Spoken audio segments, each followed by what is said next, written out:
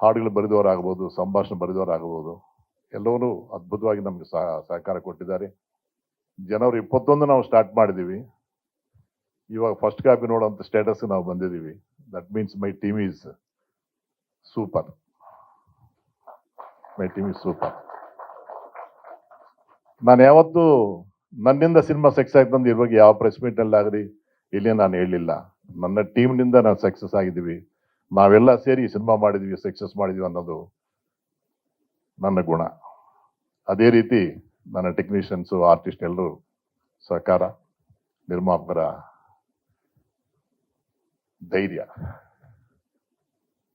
ಧೈರ್ಯ ಸಮಸ್ಯೆ ಮುರಿದವ್ರು. ಯಾಕಂದ್ರೆ 200-300 ಸಿನಿಮಾ ರಿಲೀಸ್ ಆಗ್ತಾ ಇದೆ, ಒಂದೆರಡು ಸಕ್ಸಸ್ ಆಗ್ತಾ ಇಲ್ಲ ಅಂತ. ಆದ್ರೂ ನೀವು ಎಷ್ಟು ಧೈರ್ಯದಿಂದ ಮಾಡಿದ್ರಿ. Hats off to my producer. Yes, ನೀವಿಲ್ಲ ಅಂದ್ರೆ ನಾವೇನ್ ಮಾಡಕ್ಕಾಗತ್ತೆ ಸರ್.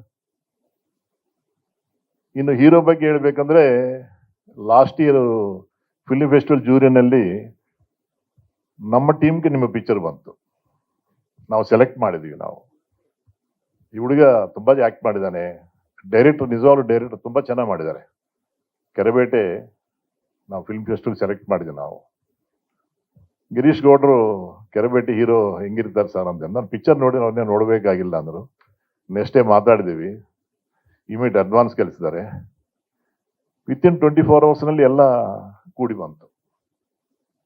ಆ ರೀತಿ ಈ ಸಿನಿಮಾ ಸ್ಟಾರ್ಟ್ ಮಾಡಿದ್ದು, ಫಿನಿಶ್ ಮಾಡಿದ್ದು ಹಿಂಗಾಯ್ತು ಹಂಗಾಯ್ತು ಅನ್ನೋದಲ್ಲಿ ಸಿನಿಮಾ ಫಿನಿಶ್ ಮಾಡಿದ್ವಿ ನಾವು.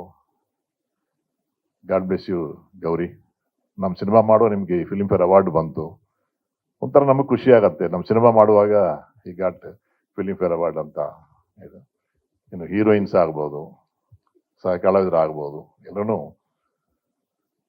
ಚೆನ್ನಾಗಿ ಮಾಡಿದ್ವಿ. ಪಿಕ್ಚರ್ ಚೆನ್ನಾಗಿ ಬಂತು, ಹಾಡುಗಳು ಚೆನ್ನಾಗಿದೆ. ಕಾಮನ್ ಮ್ಯಾನ್, ಒಬ್ಬ ಕಾಮನ್ ಮ್ಯಾನ್ ಜೀವನದಲ್ಲಿ CM ಆದ್ರೆ ಏನ್ ಮಾಡಬಹುದು ಅಷ್ಟೇ ಕಾನ್ಸೆಪ್ಟ್. ಒಂದು ಸ್ಮಾಲ್ ಥ್ರೆಡ್ ವಿ ನೀಡ್. ತುಂಬಾ ಚೆನ್ನಾಗಿ ನಾವು ಸ್ಕ್ರೀನ್ ಪ್ಲೇ ಮಾಡ್ಕೊಂಡು ಬಂದಿದ್ದೀವಿ. ನಾವು ಒಳ್ಳೇದು ಮಾಡಕ್ಕೆ ಅವಕಾಶ, ಪ್ರತಿಯೊಬ್ಬರಿಗೆ ಆಸೆ ಇರುತ್ತೆ. ನಾನು CM ಆದ್ರೆ ಅದು ಮಾಡ್ತೀನಿ ಇದು ಮಾಡ್ತೀನಿ ಅಂತ ನಾವು ಮಾತಾಡ್ತಾ ಇರ್ತೀವಿ. ನಾವು ಇಟ್ ಇಸ್ ಕಾಮನ್. ಪ್ರತಿಯೊಬ್ಬರಲ್ಲಿ ಒಂದು ಆಸೆ ಇರುತ್ತೆ. ಎಲ್ಲ ನೋಡುವಾಗ ನಾನು CM ಆದ್ರೆ ಹಂಗ್ ಮಾಡ್ತೀನಪ್ಪ, ನಾನು CM ಹಿಂಗ್ ಮಾಡ್ತೀನಪ್ಪ ಅಂತೀವಿ. ನಮ್ಮ ಹೀರೋನ್ ಅದೇ ರೀತಿ ಒಬ್ಬ ಕಾಮನ್ ಮ್ಯಾನ್ ಆಗಿದ್ದು, ಒಂದು ಸಣ್ಣ ಲಾಯರ್, ಅವರು ಅಡ್ವೊಕೇಟ್. ಅಂಥವ್ರು ಅನ್ಎಕ್ಸ್ಪೆಕ್ಟೆಡ್ ಆಗಿ will become CM of Karnataka.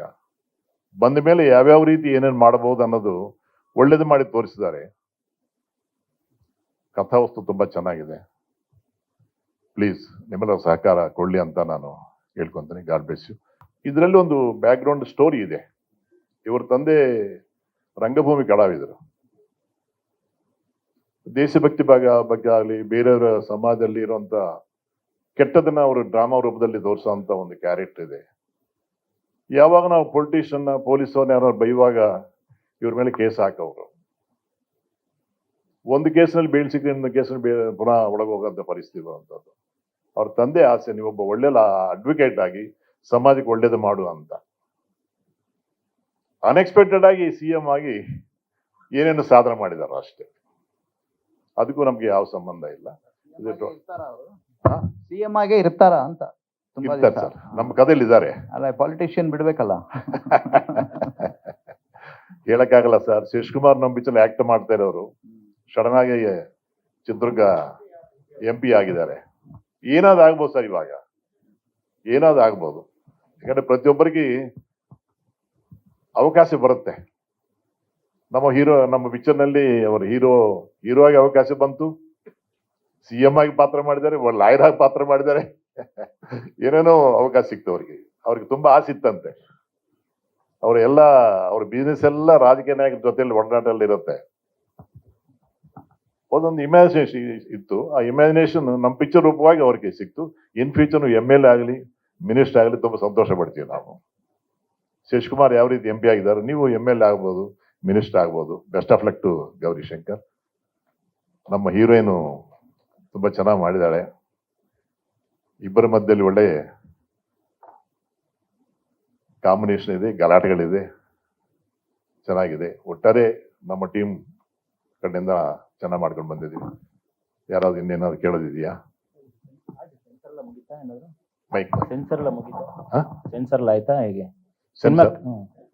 ಇಲ್ಲ ಈಗ ರೀ ರಿಕಾರ್ಡ್ ನಡೀತಾ ಇದೆ. ರೀ ರಿಕಾರ್ಡ್ ನಡೀತಾ ಯಾವಾಗ ರಿಲೀಸ್ ಪ್ಲಾನ್ ಇದೆ?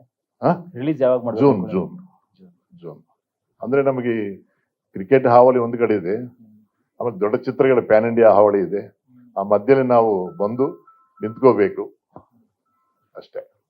ಈ ಕಂಟೆಂಟ್ ಎಲ್ಲಾ ಕಾಮನ್ ಮ್ಯಾನ್ಗೂ ರೀಚ್ ಆಗುತ್ತೆ ಅನ್ಸುತ್ತೆ. ಕಂಟೆಂಟ್ ಕಾಮನ್ ಮ್ಯಾನ್, ಪ್ರತಿಯೊಬ್ಬ ಕಾಮನ್ ಮ್ಯಾನ್ಗೂ ರೀಚ್ ಆಗತ್ತೆ ಅಂತ ಎಲ್ಲ ಕಂಟೆಂಟ್ ಇದೆ ಅನ್ಸುತ್ತೆ. 100% ಹೇಳಿದ್ನಲ್ವಾ, ಪ್ರತಿಯೊಬ್ಬ ಕಾಮನ್ ಮ್ಯಾನಿಗೆ ಒಂದು ಆಸೆ ಇರುತ್ತೆ. ನಾನು ಆ ಸೀಟು ಬಂದ್ರೆ ಏನ್ ಮಾಡಬಹುದು ಅಂತ. ನಾನು ಹಂಗ್ ಮಾಡ್ತೀನಿ ಮಾಡ್ತಾ ಮಕ್ಕಳಾಗಿ ಮಾತಾಡ್ತೀವಿ, ನಾವು ಸ್ಟೂಡೆಂಟ್ ಆಗಿರೋ ಮಾತಾಡ್ತಾ ಇರ್ತೀವಿ. ಈ ಫುಲ್ಫಿಲ್ಡ್ ಇಟ್.